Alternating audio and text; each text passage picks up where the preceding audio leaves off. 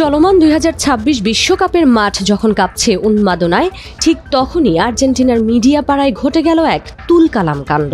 Football মহাতারকা Lionel মেসির বাবাকে জড়িয়ে ভুয়া খবর ছড়ানোর অপরাধে চাকরি হারালেন আর্জেন্টিনার জনপ্রিয় স্ট্রিমিং চ্যানেল লুজু টিভির এল শো দেল বেরানো অনুষ্ঠানের সঙ্গে সংশ্লিষ্ট সব কর্মী। অনুষ্ঠান চলাকালে হঠাৎ করে লাইভ শো থামিয়ে দেন সঞ্চালক ফ্লোরেন্সিয়া পিনিয়া।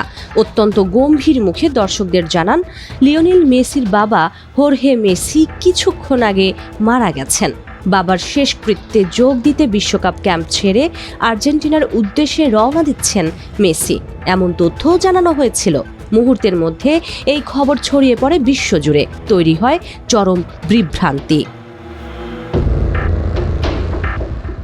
খবরটি সম্পূর্ণ মিথ্যা প্রমাণিত হতেও সময় লাগেনি। ঘটনার পরপরই তীব্র ক্ষোভ ও হতাশা প্রকাশ করে বিবৃতি দেয় মেসির পরিবার।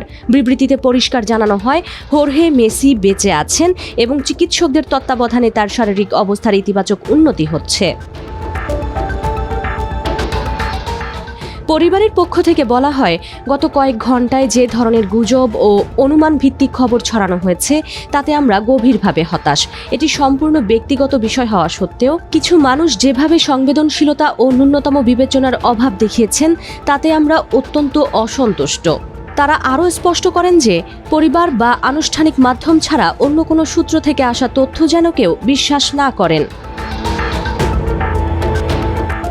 এই ঘটনার জেরে লুজু টিভির কর্তৃপক্ষ সঞ্চালক ফ্লোরেন্সিয়া পিনিয়া সহ অনুষ্ঠানের পুরো টিমকে চাকরি থেকে বরখাস্ত করতে বাধ্য হয়। পরবর্তীতে সামাজিক যোগাযোগ মাধ্যমে একটি পোস্ট দিয়ে মেসির পরিবারের কাছে নিঃশর্ত ক্ষমা চেয়েছেন ফ্লোরেন্সিয়া।